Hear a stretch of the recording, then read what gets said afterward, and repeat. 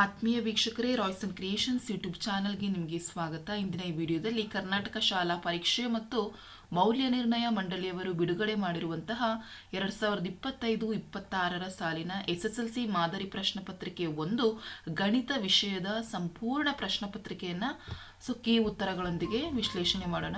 ಈ ಕೀ ಉತ್ತರಗಳು ಬೋರ್ಡಿಂದಲೇ ಬಿಟ್ಟಿರುವಂಥದ್ದು, ಹಾಗಾಗಿ ನಿಮಗೆ ಬಹಳ ಯೂಸ್ಫುಲ್ ಆಗ್ತದೆ ಮಕ್ಕಳ. ಹಾಗಾಗಿ ವಿಡಿಯೋನ ಸಂಪೂರ್ಣವಾಗಿ ನೋಡಿ ಇದರ ಉಪಯೋಗವನ್ನು ಪಡೆದುಕೊಳ್ಳಿ ಅಂತ ಹೇಳ್ತಾ ವಿಡಿಯೋನ ಪ್ರಾರಂಭಿಸ್ತಾ ಇದ್ದೀವಿ. ವಿಷಯದ ಸಂಕೇತ 81K ಆಗಿರುತ್ತೆ.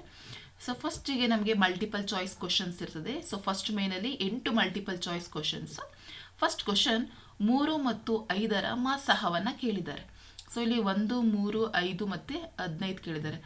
ಮಾಸಹ ನಮ್ಗೆ ಏನಾಗಿರ್ತದೆ ಮಕ್ಕಳ, ಎರಡೂ ಸಹ ಒಂದೇ ಒಂದು ಮಗ್ಗಿಯಿಂದ ಹೋಗ್ತದೆ. ಅದಕ್ಕೆ ಫ್ಯಾಕ್ಟರ್ಸ್ ಒಂದೇ, ಅಪವರ್ತನ ಒಂದೇ ಆಗಿರ್ತದೆ. ಹಾಗಾಗಿ 3 ಮತ್ತು 5ರ ಮಾಸಹ ಏನಾಗಿರ್ತದೆ, 1 ಆಗಿರ್ತದೆ. ಹಾಗಾಗಿ option A is the right answer. Next second question, ಚಿತ್ರದಲ್ಲಿ y = p ಆಫ್ x ಬಹುಪದೋಕ್ತಿಯ ಶೂನ್ಯತೆಯ ಸಂಖ್ಯೆ ಕೇಳಿದ್ದಾರೆ. ಇಲ್ಲಿ ನಮಗೆ ಒಂದು ಗ್ರಾಫನ್ನು ಕೊಟ್ಟಿದ್ದಾರೆ ಮಕ್ಕಳ. ಈ ಗ್ರಾಫನ್ನು ನೋಡ್ಕೊಳ್ಳೋಣ. ಇದು y = p ಆಫ್ x ಕೊಟ್ಟಿದ್ದಾರೆ. ಇದು ಒಂದು ಗ್ರಾಫು. ಇಲ್ಲಿ ಎಷ್ಟು ಶೂನ್ಯತೆ ಇದೆ, ಎಷ್ಟು ಬಾರಿ ಈ ಒಂದು ರೇಖೆ ಈ ಎಕ್ಸ್ ಅಕ್ಷವನ್ನು ನೋಡಿ ಟಚ್ ಆಗಿದೆ ಅಷ್ಟು ಝೀರೋಸ್ ಅಂತ ಆಗ್ತದೆ. ಇಲ್ಲಿಗೆ 1, 2, 3, 4. ಹಾಗಾಗಿ ಇದರ ಶೂನ್ಯತೆ ಎಷ್ಟಾಗಿರ್ತದೆ ಮಕ್ಕಳ, 4. ಹಾಗಾಗಿ option C is the right answer. ಇದು ನಿಮ್ಮ ಮಾದರಿ ಉತ್ತರ ಆಗಿರ್ತದೆ ಮಕ್ಕಳ. ಇದರ ಪ್ರಶ್ನೆ ಪತ್ರಿಕೆ ಬೇಕು ಅಂತ ಹೇಳಿದ್ರೆ ಅದನ್ನು ನಿಮಗೆ ಡಿಸ್ಕ್ರಿಪ್ಷನಲ್ಲಿ PDF ಅಲ್ಲಿ ಕೊಟ್ಟಿರ್ತೀನಿ. ಡೌನ್ಲೋಡ್ ಮಾಡ್ಕೊಳ್ಳಿ. ಇದರೊಳಗಡೆ ಕಂಪ್ಲೀಟ್ ಎಲ್ಲ ಕ್ವಶನ್ಸ್ ಇದೆ. ನಿಮ್ಗೆ ಇನ್ನೂ ಒಂದ್ಸರಿ ಬೇಕು ನೋಡ್ಕೋತೀನಿ ಅಂತ ಹೇಳಿದ್ರೆ ಅಲ್ಲಿ ಹೋಗಿ ನೋಡ್ಕೋಬೋದು. Question number 3, a1x + b1y + c1 = 0 ಮತ್ತು a2x + b2y + c2 = 0 ಈ ರೇಖಾತ್ಮಕ ಸಮೀಕರಣಗಳ ಜೋಡಿಯು ಅನನ್ಯ ಪರಿಹಾರವನ್ನು ಹೊಂದಿದ್ದರೆ ಈ ಕೆಳಗಿನವುಗಳಲ್ಲಿ ಸರಿಯಾದ ಸಂಬಂಧ ಕೇಳಿದ್ದಾರೆ. ಅನನ್ಯ ಪರಿಹಾರ ಅಂದರೆ ನಮಗೆ ಗೊತ್ತಿದೆ ಮಕ್ಕಳ, ಇಲ್ಲಿ 3 ರೇಖೆಗಳಿದ್ದಾವೆ. ಛೇದಕ ರೇಖೆ ಇರಬೇಕು, ಒಂದು ಸಮಾಂತರ ರೇಖೆ, ಒಂದು ಐಕ್ಯಗೊಳ್ಳುವ ರೇಖೆ. ಐಕ್ಯಗೊಳ್ಳುವ ರೇಖೆ ಅಂತ ಹೇಳಿದ್ರೆ ನಮಗೆ ಅಲ್ಲಿ ಪರಿಹಾರಗಳೇನಾಗಿರ್ತದೆ, ಒಂದೇ ಒಂದು ಪರಿಹಾರ ಇರ್ತದೆ, ಹೌದಲ್ವಾ. ನೆಕ್ಸ್ಟ್ ನಮಗೆ ಛೇದಕ ರೇಖೆ ಅಂತ ಹೇಳಿ ಬಂದರೆ ಅಲ್ಲಿ ನಮಗೆ ಅನನ್ಯ ಪರಿಹಾರ. ಸಮಾಂತರ ರೇಖೆಗಳಂದ್ರೆ ಅಲ್ಲಿ ಯಾವುದೇ ರೀತಿಯ ಪರಿಹಾರಗಳು ಇರೋದಿಲ್ಲ. ಹಾಗಾಗಿ ಇಲ್ಲಿ ನಮಗೆ ಅನನ್ಯ ಪರಿಹಾರ ಅಂತ ಹೇಳಿದ್ರೆ ಅದು ಛೇದಕ ರೇಖೆ ಆಗಿರ್ತದೆ. a1/a2 ≠ b1/b2 ಆಗಿರ್ತದೆ. ನೆಕ್ಸ್ಟ್ ಕ್ವಶನ್ ನಂಬರ್ 4, ಇವುಗಳಲ್ಲಿ ಸಮಾಂತರ ಶ್ರೇಣಿಯು ಅಂತ ಹೇಳಿ ಕೇಳಿದ್ದಾರೆ. ಇಲ್ಲಿ ಸಮಾಂತರ ಶ್ರೇಣಿ ಅಂದರೆ ನಮ್ಗೆ ಗೊತ್ತಿರಬೇಕು a, a + t, a + 2d, a + 3 ಈ ಫಾರ್ಮಲ್ಲಿ ಇರಬೇಕು ನಮಗೆ. ಇಲ್ಲಿ ನಮಗೆ ಸಂಖ್ಯೆ ಕೊಟ್ಟಿದ್ದಾರೆ, ಶ್ರೇಣಿ 4 ಶ್ರೇಣಿ ಕೊಟ್ಟಿದ್ದಾರೆ. ನೀವು ಕಂಡುಹಿಡಿಯೋದಂಗೆ ಸಾಮಾನ್ಯ ವ್ಯತ್ಯಾಸ ಸಮನಾಗಿರಬೇಕು. ಡಿ ಈಕ್ವಲ್ ಆಗಿದೆ ಅಂತ ಹೇಳಿದ್ರೆ ಅದು ಸಮಾಂತರ ಶ್ರೇಣಿಗೆ ಬರ್ತದೆ. ಈ 4ರಲ್ಲಿ ನೀವು ಸಮಾಂತರ ಶ್ರೇಣಿ ಮಾಡ್ತಾ ಹೋದರೆ ಇಲ್ಲಿ ನೋಡಿ 5, 9, 13, 17. ಇದಕ್ಕೆ ಸಾಮಾನ್ಯ ವ್ಯತ್ಯಾಸ ಏನಾಗಿದೆ, 4, 4, 4 ಇದೆ. ಆದರೆ ಬೇರೆವೆಲ್ಲದಕ್ಕೂ ನೋಡಿ ಮಕ್ಕಳ, ಅಲ್ಲಿ ಸಮನಾಗಿಲ್ಲ. ಹಾಗಾಗಿ option D 5, 9, 13, 17 is the right answer. 5ನೇ ಕ್ವಶನ್ನು, ಕೊಟ್ಟಿರುವ ಆವೃತ್ತಿ ವಿತರಣಾ ಕೋಷ್ಟಕದಲ್ಲಿ ಮಧ್ಯಾಂಕದ ಗಾತ್ರವನ್ನು ಕೇಳಿದ್ದಾರೆ. ಭಾಳ ಈಸಿ ಮಕ್ಕಳ. ಇಲ್ಲಿ ನೋಡಿ ನಮಗೆ ವಿತರಣಾ ಪಟ್ಟಿಯನ್ನು ಕೊಟ್ಟಿದ್ದಾರೆ. ಇದರಲ್ಲಿ ನಮಗೆ ಸಂಚಿತ ಆವೃತ್ತಿಯನ್ನು ಸಹ ಕೊಟ್ಟಿದ್ದಾರೆ. ಸಂಚಿತ ಆವೃತ್ತಿಯು ಎಷ್ಟಿದೆ ನಮಗೆ, ಇಲ್ಲಿ ಯಾವುದಿದೆ ನೋಡಿ, ಇದರಲ್ಲಿ ನಮಗೆ ಹೈಯೆಸ್ಟ್ ಇರುವಂಥ ಸಂಖ್ಯೆ ಯಾವುದು, 7. ಇದರಲ್ಲಿ ನಮಗೆ ಹೈಯೆಸ್ಟ್ ಯಾವುದು ಬರ್ತದೆ, 14. ಹಾಗಾಗಿ ನಮಗೆ ಮಧ್ಯಾಂಕ ಇರುವಂತಹ ಗಾತ್ರ ಯಾವುದಪ್ಪ ಅಂತ ಹೇಳಿದ್ರೆ 20ರಿಂದ 30. ಹಾಗಾಗಿ option C 20 to 30 is the right answer. Question number 6, cot A = 3 tan A ಆದರೆ ಕೋನ ಎ ಯ ಬೆಲೆಯನ್ನು ಕಂಡುಹಿಡಿಯಿರಿ. cot A = 3 tan A ಅರ್ಥ ಆಗ್ತಾ ಇದೆಯಾ. ಹಾಗಾಗಿ ನಮಗೆ ಕಾಟ್ ಅಂತ ಹೇಳಿದರೆ 3 tan ಆಗ್ತದೆ. ಹಾಗಾಗಿ ಬರೀ ನಮಗೆ ಬೇಕಾಗಿರುವಂಥದ್ದು ಎ. ಹಾಗಾಗಿ ನನಗಲ್ಲಿ ಎ ವ್ಯಾಲ್ಯೂ ಎಷ್ಟಾಗ್ತದೆ ಮಕ್ಕಳ, 30 ಡಿಗ್ರಿ ಆಗುತ್ತೆ. ಇದನ್ನು ತೆಗೆದುಕೊಳ್ಳಿ. ಈ 3 ಈ ಕಡೆ ಬಂದರೆ 1/3 cot A ಆಗ್ತದೆ. Will get the answer 30 degree.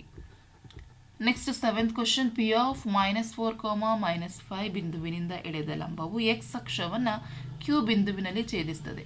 ಹಾಗಾದರೆ q ಬಿಂದುಗಳ ನಿರ್ದೇಶಾಂಕಗಳು ಯಾವ್ಯಾವು ಅಂತ ಕೇಳಿದ್ದಾರೆ. ನಿಮಗೆ ಅರ್ಥ ಮಾಡ್ಕೊಳ್ಳಿ, ಇದು ನಿಮಗೆ ನಕ್ಷೆ ಆಗಿರ್ತದೆ.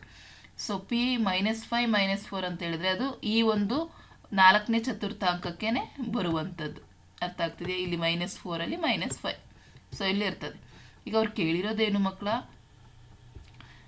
ಪಿ ಬಿಂದುವಿನಿಂದ ಎಳೆದಂತಹ ಲಂಬವು ಎಕ್ಸ್ ಅಕ್ಷವನ್ನು, ಇಲ್ಲಿಂದ ಲಂಬವನ್ನು ಎಳಿತಾ ಇದ್ರೆ ಎಕ್ಸ್ ಅಕ್ಷವನ್ನು ಅದು ಯಾವ ಬಿಂದುವಿನಲ್ಲಿ, ಸೊ ಇಲ್ಲಿ ಲಂಬ ಅಂದ್ರೆ ಏನು, ಈ ರೀತಿ ಎಳೆಯುವಂಥದ್ದು ಹೌದಲ್ಲಪ್ಪ. ಲಂಬ ಅಂದರೆ ಲಂಬ ಎಳೆದ್ರೆ ಕ್ಯೂ ಬಿಂದು ಎಲ್ಲಿ ಹೋಗ್ತದೆ ಹೇಳಿ, -4,0. ಹಾಗಾಗಿ option B is the right answer. So ನಕ್ಷೆ ಹಾಕೊಳ್ಳಿ, ನಿಮಗೆ ಬಹಳ ಈಸಿಯಾಗಿ ಗೊತ್ತಾಗ್ತದೆ. 8ನೇ ಪ್ರಶ್ನೆ, 6 ಮತ್ತು -1 ಮೂಲಗಳಾಗಿರುವಂತಹ ವರ್ಗ ಸಮೀಕರಣ ಕೇಳಿದ್ದಾರೆ. ಸೊ ಇಲ್ಲಿ 4 ವರ್ಗ ಸಮೀಕರಣವನ್ನು ಕೊಟ್ಟಿದ್ದಾರೆ. ಅಪವರ್ತಿಸೋಣ. ಅಪವರ್ತಿಸಿದಾಗ ನಮಗೆ ಮೂಲಗಳು 6 ಮತ್ತು -1 ಬರುವಂಥದ್ದು ಆಪ್ಷನ್ ಬಿ ನಲ್ಲಿರುವಂತಹ x² - x - 6 = 0. ಸೊ ಬಹಳ ಈಸಿ ಮಕ್ಕಳ. ಹೇಗೆ ಕಂಡುಹಿಡಿತೀರಾ, ಗುಡಿಸಿದ್ರೆ ನಮಗೆ 6 ಬರಬೇಕು, -6 ಬರಬೇಕು, ಕೂಡಿಸಿದ್ರೆ ನಮಗೆ -5 ಬರಬೇಕು. ಅದು ಎಂಥದ್ದು, 6 1 6. ಸೊ ಹಾಗಾಗಿ 6 1 6. ಸೊ ಅಲ್ಲಿಗೆ ನಮಗೆ 6 ಗುಣಿಸು -1 ಮಾಡಿದ್ರೆ -6 ಬರುತ್ತೆ. 6ರಿಂದ 1 ಹೋದರೆ ನಮಗೆ ಏನಾಗ್ತದೆ ಹೇಳಿ, ವಿಲ್ ಗೆಟ್ 5. ಸೊ ಹಾಗಾಗಿ ನಮಗೆ option B is the right answer. So ಇದಿಷ್ಟು ನಿಮಗೆ ಒನ್ ವರ್ಡ್ ಆನ್ಸರ್ಸ್ ಕ್ವಶನ್ಸ್ ಆಗಿರ್ತದೆ, multiple choice questions. Next second ಮೇನ್ಗೆ ಹೋಗೋಣ. ಇಲ್ಲಿಯೂ ಸಹ ನಮಗೆ ಏನಾಗಿರ್ತದೆ ಮಕ್ಕಳ, ಒನ್ ವರ್ಡ್ ಆನ್ಸರ್ಸ್ ಕ್ವಶನ್. ಆದರೆ ಇಲ್ಲಿ ಯಾವುದೇ ಆಪ್ಷನ್ಸ್ ಇರಲ್ಲ, ನಾವೇ ಸಾಲ್ವ್ ಮಾಡಬೇಕಾಗುತ್ತೆ. ಸೊ ಕೆಳಗಿನ ಪ್ರಶ್ನೆಗಳಿಗೆ ಉತ್ತರಿಸಿ. ಇಲ್ಲಿ 8 ಪ್ರಶ್ನೆಗಳು. 9ನೇ ಪ್ರಶ್ನೆ, 2 ಚರಾಕ್ಷರವುಳ್ಳ ರೇಖಾತ್ಮಕ ಸಮೀಕರಣಗಳ ಜೋಡಿಯು ಅಸ್ಥಿರ ಜೋಡಿಯಾಗಿದ್ದರೆ ಅವು ಎಷ್ಟು ಪರಿಹಾರ ಹೊಂದಿರ್ತದೆ. ನೋಡಿ, ಇದೇ ಕ್ವಶನ್ ಮೇಲೆ 2 ಕ್ವಶನ್ಸ್. ಸೊ ಅಲ್ಲಿ ಅನನ್ಯ ಪರಿಹಾರ ಹೊಂದಿದ್ರೆ ಯಾವ ರೀತಿ ರೇಖೆ ಕೇಳಿದ್ದಾರೆ. ಇಲ್ಲಿ ಒಂದು ಜೋಡಿ ಅಸ್ಥಿರ ಜೋಡಿಯಾಗಿದೆ. ಅಸ್ಥಿರ ಜೋಡಿ ಅಂತ ಹೇಳಿದ್ರೆ ಅಲ್ಲಿ ಎಷ್ಟು ಪರಿಹಾರ, ಅಸ್ಥಿರ ಜೋಡಿ ಅಂದರೆ ಅಲ್ಲಿ ಯಾವುದೇ ಪರಿಹಾರಗಳು ಇರೋದಿಲ್ಲ. ಸೊ ಹಾಗಾಗಿ ಪರಿಹಾರಗಳಿಲ್ಲ ಅಂತ ಬರೆದ್ರೆ 1 ಅಂಕ ಸಿಗತ್ತೆ. ನೆಕ್ಸ್ಟ್ ಇಲ್ಲಿ 10ನೇ ಪ್ರಶ್ನೆ ನೋಡೋಣ. ಚಿತ್ರದಲ್ಲಿ DE parallel to BC. So DE ಏನಾಗಿದೆ, BCಗೆ ಸಮಾಂತರವಾಗಿದೆ. AD ಬೆಲೆ ಕೊಟ್ಟಿದ್ದಾರೆ 6 ಸೆಂಟಿಮೀಟ್ರ್, 2 ಸೆಂಟಿಮೀಟ್ರ್. BD ಬೆಲೆ 6 ಸೆಂಟಿಮೀಟರ್ ಆದರೆ DE ಅನುಪಾತ BC ಅನ್ನು ನಾವು ಕಂಡುಹಿಡಬೇಕು. ಬಹಳ ಈಸಿ ಮಕ್ಕಳ. AD ಭಾಗಿಸು BD = DE ಭಾಗಿಸು BC. ಸೊ ಅಲ್ಲಿಗೆ ನಮಗೆ ಆನ್ಸರ್ಸ್ ಗೊತ್ತಾಗ್ತದೆ, 1:4 ಆಗ್ತದೆ. ಸೊ ನೋಡಿ, ಇಲ್ಲಿ ಈ ರೀತಿ ಮಾಡಿದ್ರೆ ಸಾಕು, ನಮಗೆ will get the answer 1:4. AD AB DE BC ಮಾಡಿದ್ರೆ ವಿಲ್ ಗೆಟ್ 1:4. 11ನೇ ಪ್ರಶ್ನೆ, ಒಂದು ಸಿಲಿಂಡರಿನ ಪಾದದ ಪರಿಧಿ 10 ಸೆಂಟಿಮೀಟರ್ ಮತ್ತು ಎತ್ತರ 25 ಸೆಂಟಿಮೀಟರ್ ಆಗಿದೆ. ಪಾರ್ಶ್ವ ಮೇಲ್ಮೈ ವಿಸ್ತೀರ್ಣವನ್ನು ಕಂಡುಹಿಡಿ. ಸೊ ಸಿಲಿಂಡರಿನ ಪಾರ್ಶ್ವ ಮೇಲ್ಮೈ ವಿಸ್ತೀರ್ಣದ ಸೂತ್ರ 2πr. ಸೊ ಇಲ್ಲಿ ಪರಿಧಿ ಕೊಟ್ಟಿದ್ದಾರೆ ಮಕ್ಕಳ, ಅದೇ ರೀತಿ ನಮಗೆ ಎತ್ತರ ಕೊಟ್ಟಿದ್ದಾರೆ. ಸೊ 2πr ಸಿಲಿಂಡರಿನ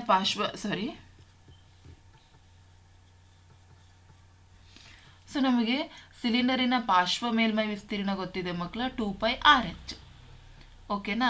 ಸೊ ಇಲ್ಲಿ ನಮಗೆ ಏನು ಕೊಟ್ಟಿದ್ದಾರೆ, ಪರಿಧಿಯನ್ನು ಕೊಟ್ಟಿದ್ದಾರೆ. ಪರಿಧಿ 10 ಸೆಂಟಿಮೀಟರ್. ಸೊ ನಾವು ಸೂತ್ರ ನೋಡೋಣ. ಪಾರ್ಶ್ವ ಮೇಲ್ಮೈ ವಿಸ್ತೀರ್ಣ 2πrh. 2πr ಅಂದ್ರೇ ಪರಿಧಿ. ಸೊ ಅಲ್ಲಿ ನಮಗೆ 10 ಕೊಟ್ಟಿದ್ದಾರೆ. h ಏನು ಕೊಟ್ಟಿದ್ದಾರೆ, 25 ಸೆಂಟಿಮೀಟರ್. ಸೊ ಹಾಗಾಗಿ 10 × 25 ಮಾಡಿದ್ರೆ 250 ಸೆಂಟಿಮೀಟರ್ ಸ್ಕ್ವೇರ್ ಆಗ್ತದೆ. ನೆಕ್ಸ್ಟ್, ಸಂಭವನೀಯತೆ ಸಂಭವಿಸದಂತೆ P(e) + P(e⁻) ನ ಬೆಲೆಯನ್ನು ಕಂಡುಹಿಡಿಯಿರಿ. ಆಬ್ವಿಯಸ್ಲಿ ಸಂಭವನೀಯತೆಗೆ ಸಂಬಂಧಿಸಿದಂತೆ ಅದು ನಮಗೆ ಗೊತ್ತಿದೆ, = 1 ಆಗ್ತದೆ. ಸೊ ಈಸಿಯೆಸ್ಟ್ ಕ್ವಶನ್ ಇದು. ಸೊ 1 ಅಂತ ಬರೆದ್ರೆ ವಿಲ್ ಗೆಟ್ 1 ಮಾರ್ಕ್. ನೆಕ್ಸ್ಟ್ 17ನೇ ಪ್ರಶ್ನೆ, ಒಂದು ಸಮಾಂತರ ಶ್ರೇಣಿಗಳಲ್ಲಿ 7ನೆಯ ಪದ 4ನೆಯ ಪದಕ್ಕಿಂತ 12 ಹೆಚ್ಚಾಗಿದ್ದರೆ ಸಾಮಾನ್ಯ ವ್ಯತ್ಯಾಸ ಕಂಡುಹಿಡಿಯಿರಿ. ಸೊ ಇಲ್ಲಿ ನಮಗೆ 7ನೇ ಪದವನ್ನು ಬರ್ಕೊಳ್ಳೋಕೆ ಗೊತ್ತಿರಬೇಕು. ಸೊ A7 ಅಂತ ಹೇಳಿದರೆ A ಪ್ಲಸ್ ನಮಗೆ ಗೊತ್ತಿದೆ A + 6D. ಹೌದಾ. ಸೊ ಇವ್ರು ಏನು ಕ್ವಶನ್ ಕೇಳಿದ್ದಾರೆ, A + 6D. ಹೌದಲ್ಲ ಮಕ್ಕಳ. A7 ಅಂದರೆ A + 6D. ಅವ್ರೇನು ಕೇಳಿದ್ದಾರೆ, A7 ಅನ್ನೋದು 4ನೇ ಪದಕ್ಕಿಂತ 12 ಹೆಚ್ಚಾಗಿದೆ ಅಂದರೆ A4 + 12 ಆಗ್ತದೆ. ಅರ್ಥ ಆಗ್ತಿದೆಯಾ. A7 ಅನ್ನೋದು A4 + 12 ಆಗಿರುತ್ತೆ. ಹಾಗಾಗಿ A7 ಅಂದರೆ A + 6D = A4 ಅಂದರೆ A + 3D. ಒಂದು ಸಂಖ್ಯೆ ಹಿಂದಕ್ಕೆ ತಗೊಳ್ಳಿ, A + 3D. A5 ಅಂತ ಹೇಳಿದ್ರೆ A + 4D. ಆ ಟಿ ಜೊತೆ ಏನು ಬರ್ಕೋತಾರೆ, ಒಂದು ಸಂಖ್ಯೆ ಹಿಂದಕ್ಕೆ ಬರ್ಕೊಂಡ್ರೆ ಸಾಕು. +12. ಸೊ ಏನಾಗ್ತದೆ, ಕ್ಯಾನ್ಸಲ್ ಆಗ್ತದೆ. ಸೊ 6D - 3D ಮಾಡಿದ್ರೆ 3D ಆಗ್ತದೆ. 3D = 12. ಸೊ D = 4 ಆಗ್ತದೆ. ಸೊ ಈ ರೀತಿ ಲೆಕ್ಕ ಬಹಳ ಈಸಿ ಮಕ್ಕಳು, ಮಿಸ್ ಮಾಡ್ಕೋಬೇಡಿ ಎಕ್ಸಾಮಲ್ಲಿ. 14ನೇ ಪ್ರಶ್ನೆ, ಕೊಟ್ಟಿರುವ ಚಿತ್ರದಲ್ಲಿ R ತ್ರಿಜ್ಯ ಮತ್ತು L ಓರೆ ಎತ್ತರವಿರುವ ಒಂದು ಶಂಕುವನ್ನು r ತ್ರಿಜ್ಯವಿರುವ ಅರ್ಧಗೋಳದ ಮೇಲೆ ಇರಿಸಿದೆ. ಉಂಟಾದ ಘನಾಕೃತಿಯ ಪೂರ್ಣ ಮೇಲ್ಮೈ ವಿಸ್ತೀರ್ಣ ಕಂಡುಹಿಡಿಯುವ ಸೂತ್ರ. ಸೊ ಇಲ್ಲಿ ನಮಗೆ ಶಂಕು ಇದೆ ಮಕ್ಕಳ, ಅರ್ಥ ಆಗ್ತಿದೆಯಾ?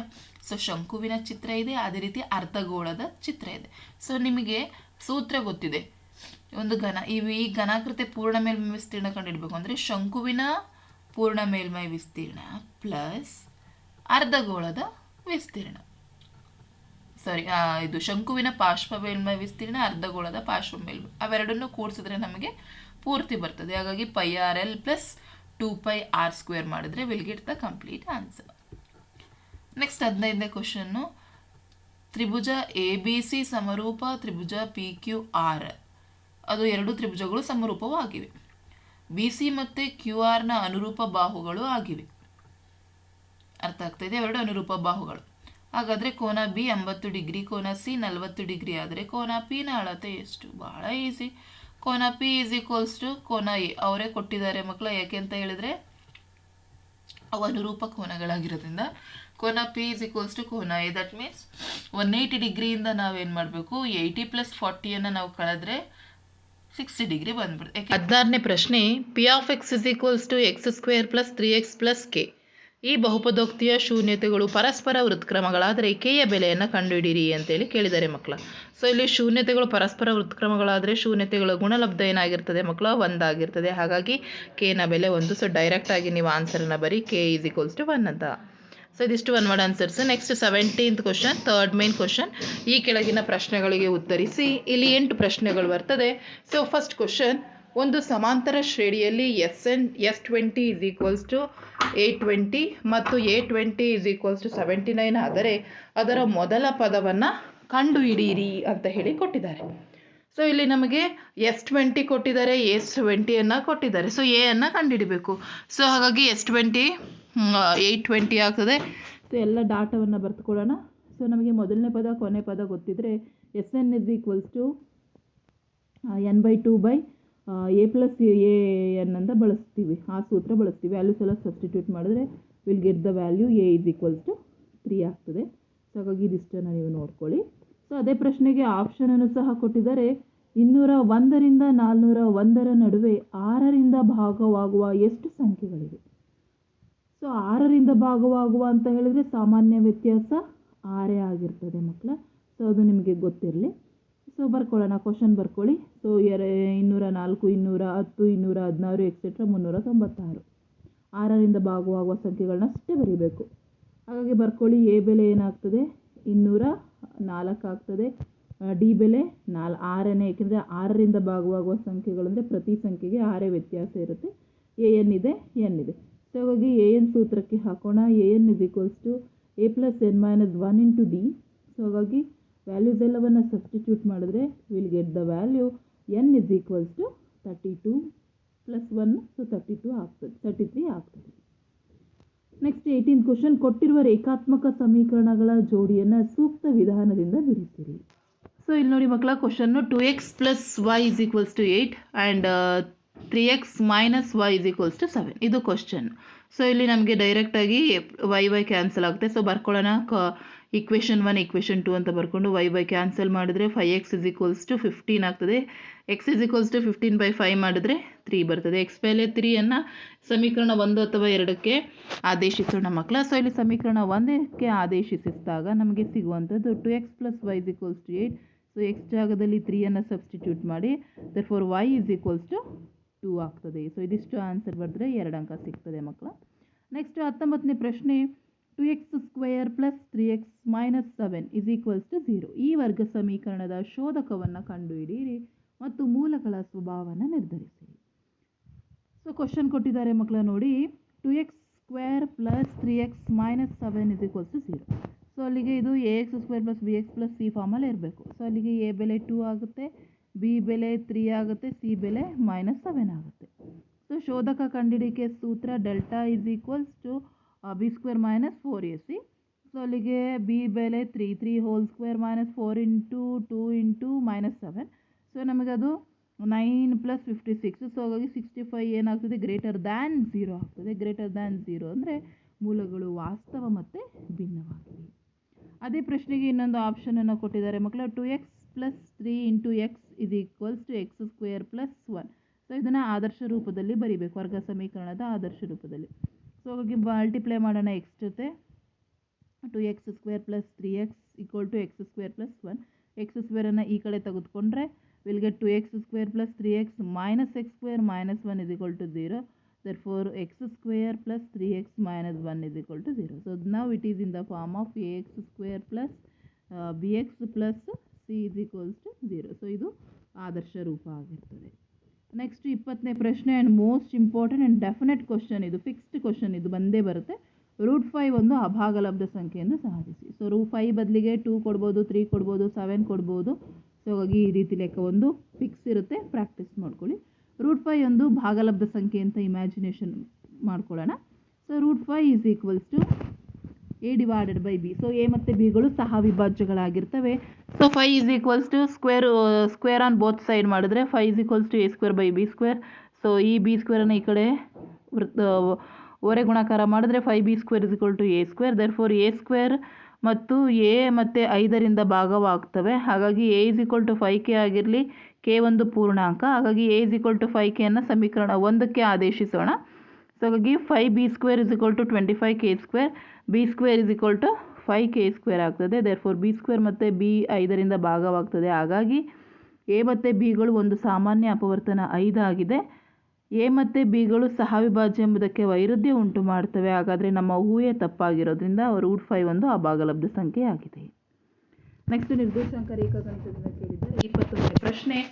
1,6 ಮತ್ತು 4,3 ಈ ಬಿಂದುಗಳನ್ನು ಸೇರಿಸುವ ರೇಖಾಖಂಡವನ್ನು 1:2 ಅನುಪಾತದಲ್ಲಿ ಆಂತರಿಕವಾಗಿ ವಿಭಾಗಿಸುವ ಬಿಂದುವಿನ ನಿರ್ದೇಶಾಂಕಗಳನ್ನು ಕಂಡುಹಿಡಿಯಿರಿ.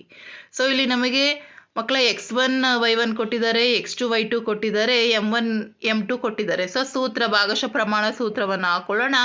p of x, y = m1x2 + m2x1 / m1 + m2, m1y2 + m2y1 / m1 + m2. So ಎಲ್ಲ ಬೆಲೆಗಳನ್ನ ಇದಕ್ಕೆ ಸಬ್ಸ್ಟಿಟ್ಯೂಟ್ ಮಾಡಿದ್ರೆ ನಮಗೆ ಬರುವಂಥದ್ದು 4 + 2 / 3, 3 + 12 / 3. ಸೊ ಆ್ಯಡ್ ಮಾಡಿದ್ರೆ 6 / 3, 15/3. ಸೊ 3 1 3 2 3 1 3 5. ಹಾಗಾಗಿ ನಮಗೆ ಬರುವಂಥದ್ದು 2,5. ಸೊ ಇದಿಷ್ಟು ಬಂದರೆ ನಿಮಗೆ ಕಂಪ್ಲೀಟಾಗಿ ಈ ಮೇನಲ್ಲಿ 2 ಅಂಕಗಳು ನಿಮಗೆ ಸಿಗ್ತದೆ. ನೆಕ್ಸ್ಟ್ ಚಿತ್ರದಲ್ಲಿ tan p ಮತ್ತು cos r ನ ಬೆಲೆಯನ್ನು ಕಂಡುಹಿಡಿಯಿರಿ. ಸೊ ಚಿತ್ರ ಕೊಟ್ಟಿದ್ದಾರೆ ಮಕ್ಕಳ, ವ್ಯಾಲ್ಯೂಸ್ ಕೊಟ್ಟಿದ್ದಾರೆ. ನಮಗೆ ಇಲ್ಲಿ ಅನುಪಾತ ಗೊತ್ತಿರಬೇಕು. ಟ್ಯಾನ್ ಅಂತ ಹೇಳಿದ್ರೆ ಅಭಿಮುಖ ಬಾಹು ಬೈ ಪಾರ್ಶ್ವಬಾಹು, ಕಾಸ್ ಅಂತ ಹೇಳಿದ್ರೆ ಪಾರ್ಶ್ವಬಾಹು ಬೈ ವಿಕರ್ಣ. ಸೊ ಇದು ಗೊತ್ತಿದ್ರೆ ಮಾತ್ರ ನಿಮಗೆ ಮಾಡೋಕ್ಕಾಗುತ್ತೆ. ಸೊ ಹಾಗಾಗಿ ಇಲ್ಲಿ tan p ಅನ್ನು ತೆಗೆದುಕೊಳ್ಳೋಣ. ಸೊ ಇಲ್ಲಿ this is the tan p. So ಈಗ ನಾವು ಇದಕ್ಕೆ ಈಗ ಆ ಕೋನವನ್ನು ಈ ರೀತಿ ಇಟ್ಕೊಳ್ಳಿ. ಸೊ tan p = ಇದರಲ್ಲಿ ಅಭಿಮುಖ ಬಾಹು ಯಾವುದು? ಈ ಕೋನ ಪಿಗೆ ಅಭಿಮುಖ ಬಾಹು ಏನಾಗಿದೆ? 5 ಆಗಿದೆ. ಪಾರ್ಶ್ವಬಾಹು ಏನಾಗಿದೆ ಮಕ್ಕಳ? 12 ಆಗಿದೆ. ಹಾಗಾಗಿ ನಮಗೆ 5 / 12 ಬರುತ್ತೆ. ಅದೇ ರೀತಿ cos rಗೆ ಪಾರ್ಶ್ವಬಾಹು 5, ವಿಕರ್ಣ 13. ಹಾಗಾಗಿ 5 / 13. ಸೊ ಈಸಿಯಾಗಿ ನೀವು ಅಲ್ಲಿ 2 ಅಂಕಗಳನ್ನು ತೆಗೆದುಕೊಳ್ಬೋದು. ನೆಕ್ಸ್ಟ್ 23ನೇದು ಚಿತ್ರ CP ಮತ್ತು CQಗಳು O ಕೇಂದ್ರವುಳ್ಳ ವೃತ್ತಕ್ಕೆ ಸ್ಪರ್ಶಕಗಳಾಗಿವೆ.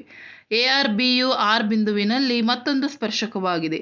CAB ತ್ರಿಭುಜದ ಸುತ್ತಳತೆಯು CP ಸ್ಪರ್ಶಕದ ಉದ್ದದ 2ರಷ್ಟಿದೆ ಎಂದು ತೋರಿಸಿರಿ. ಸೊ ಇಲ್ಲಿ